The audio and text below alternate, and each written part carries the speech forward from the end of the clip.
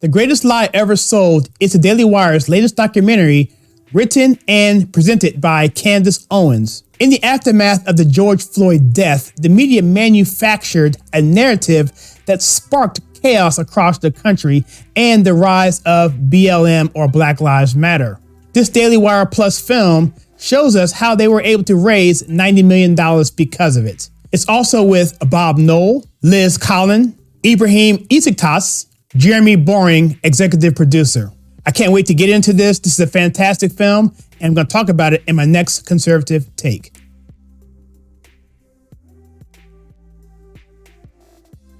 If you're unfamiliar with the way I do my movie reviews, then please check the link right here, and that will explain everything. Also be mindful that we will have a spoiler section in this video as well, so be mindful for that. There will also be another spoiler section in more detail that we can't say on YouTube in the description below.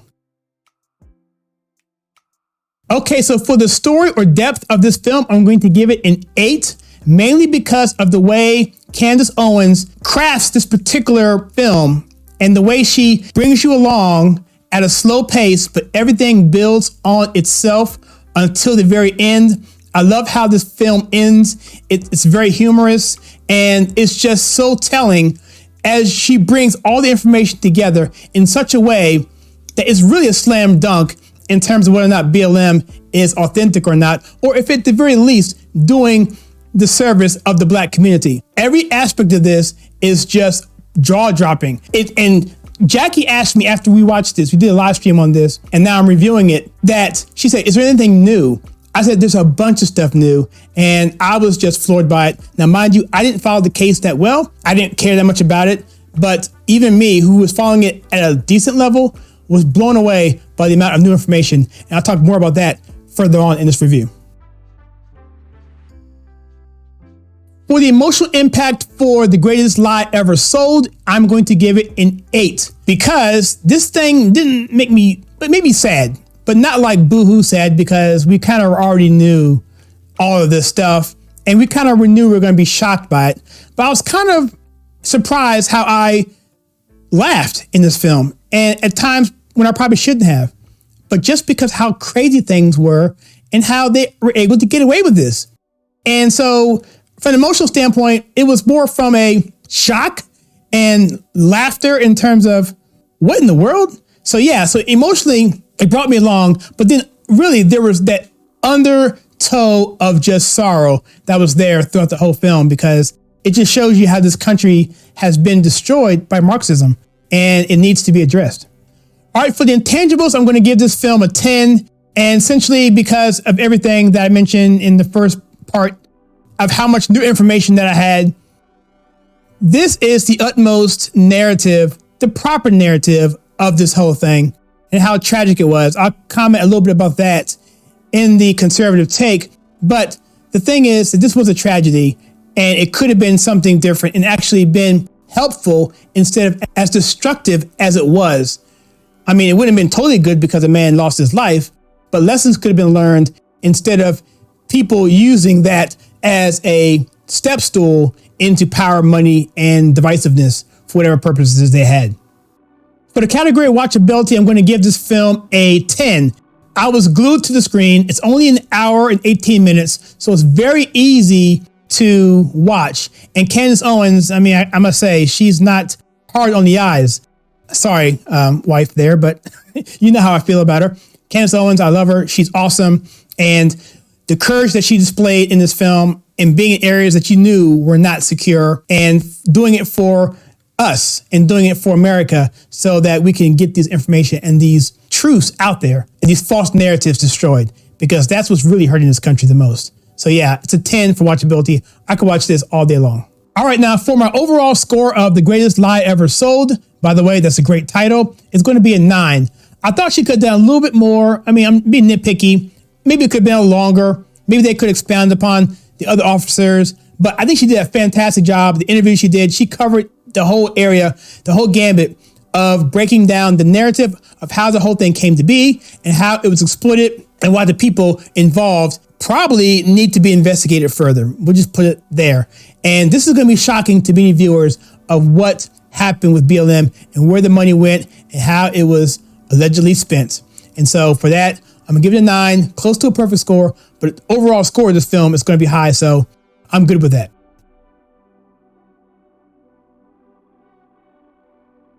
All right, now for the conservative take, I'm going to go ahead and say right now that I'm gonna leave a little link here that you can go to where you can see the overall thing that we're talking about in the after party show. We're talking about this film. So I'm gonna leave the link to that.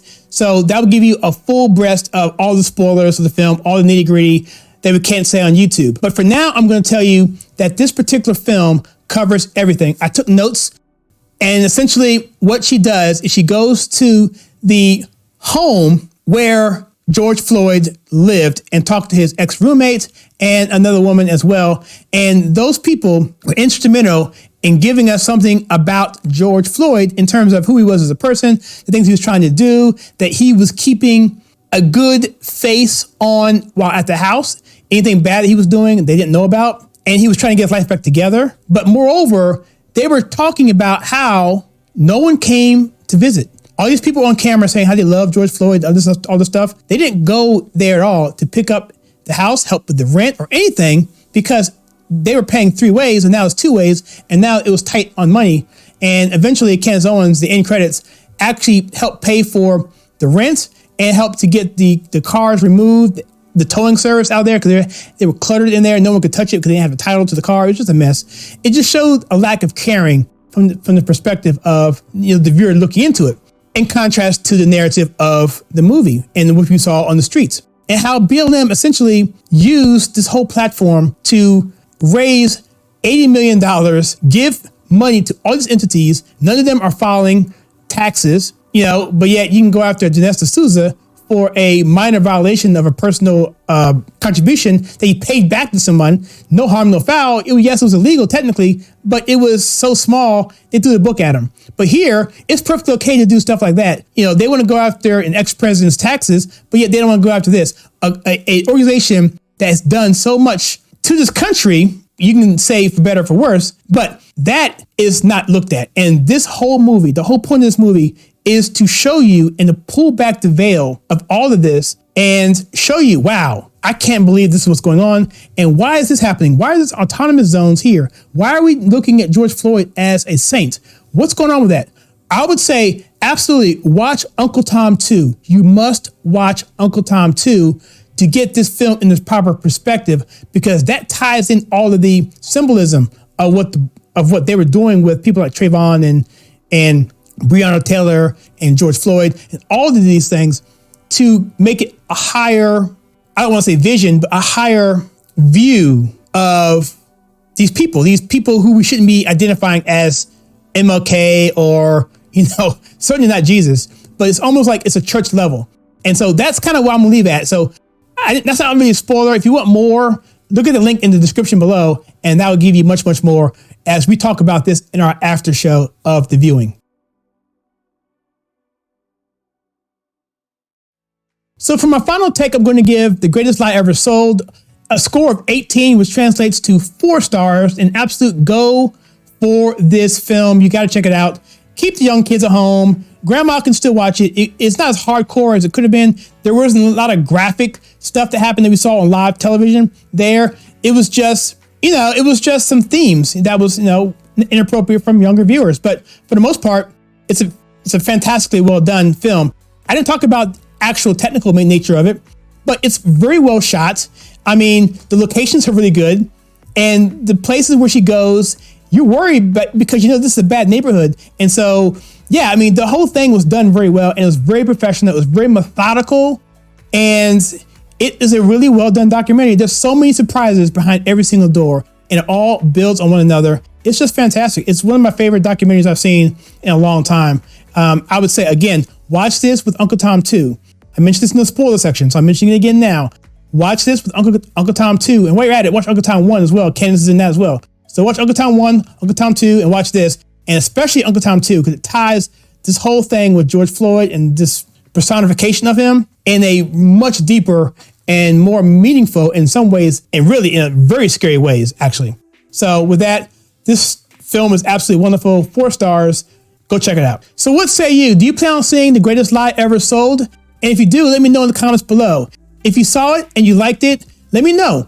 Also, if you saw it and some new information changed your mind, how did it change your mind? Was it about Floyd? Was it about Chauvin? Was it about anything? Was it about the narrative? Was it about BLM? Are you feeling bad now that you trumpeted BLM, but find out now that they might not have been what you thought they were? And so I'm curious about that. We're not trying to point fingers here, but we can all learn from this for the next time, because trust me, the left is going to do this again in some way, shape, form, or fashion. And if you like what we do in this channel, we take pop culture and politics and filter to you right, then please check out some more content that we have for you right